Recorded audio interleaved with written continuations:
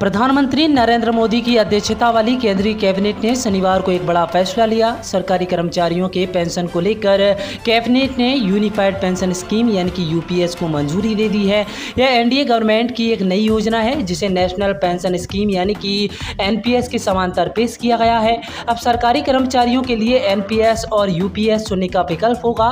वहीं देश के कई राज्यों में ओल्ड पेंशन स्कीम यानी कि ओपीएस भी संचालित है। ऐसे में अभी ज़्यादातर लोगों को ओपीएस, एनपीएस और यूपीएस में अंतर और लाभ के बारे में जानकारी नहीं है। अगर आप भी इन तीनों पेंशन योजनाओं को लेकर कंफ्यूज हो रहे हैं या फिर यह जानना चाहते हैं कि कौन सी पेंशन योजना आपके लिए बेस्ट होगी, तो आइए आपके हर एक सवाल का जवाब देने के लिए हम यहाँ बैठे हैं। तो सबसे पहले आपको बताते हैं कि क्या है यूनिफाइड पेंशन स्कीम यानी कि यूपीएस।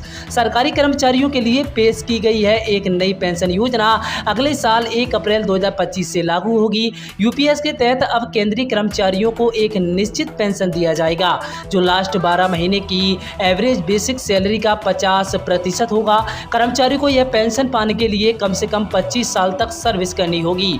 वहीं अगर कर्मचारी की मौत हो जाती है तो परिवार को भी एक निश्चित पेंशन दिया जाएगा जो कर्मचारी को मिलने वाले पेंशन का 60% होगा। इसके अलावा मिनिमम एश्योर्ड पेंशन भी दिया जाएगा, जिसका मतलब है कि जो लोग 10 साल तक नौकरी करते हैं तो उन्हें कम से कम 10,000 रुपए की पेंशन दी जाएगी।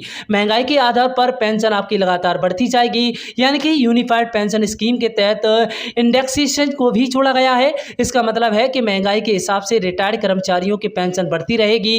यह बढ़ोतरी महंगाई राहत के तौर पर पेंशन में जोड़ी जाएगी। यह all India consumer price index for industrial workers के आधार कैलकुलेट होगा। वही रिटायरमेंट पर एक मुश्त रकम दी जाएगी। इसका कैलकुलेशन कर्मचारियों के हर 6 महीने की सेवा पर मूल वेतन और महंगाई भत्ते के 10वें हिस्से के तौर पर किया जाएगा। यह ग्रेच्युइटी से अलग राशि होगी। यूपीएस, एनपीएस और ओपीएस में क्या अंतर है? यूपीएस के तहत केंद्र सरकार के कर्मचारियों को लाभ दिया जाएगा। एनपीएस के तहत प्राइवेट और सरकारी दोनों कर्मचारी अकाउंट ओपन करा सकते हैं, जबकि ओपीएस सिर्फ सरकारी कर्मचारियों के लिए है। ओपीएस में पेंशन के लिए वेतन से कोई कटौती नहीं होती है, जबकि एनपीएस में वेतन से 10% की कटौती होती है। वहीं यूपीएस में यही अमाउंट कटेगा, लेकिन सरकार की तरफ से 18.5% का योगदान किया जाएगा।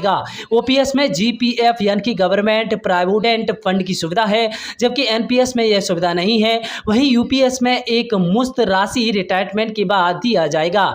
एनपीएस शेयर बाजार से लिंक योजना है जिसमें कंट्रीब्यूशन करने पर रिटायरमेंट के वक्त 60% तक अमाउंट एक मुश्त और बाकी बचा 40% अमाउंट एन्युटी के तौर पर दिया जाता है। वहीं यूपीएस और ओपीएस एक सुरक्षित योजना है।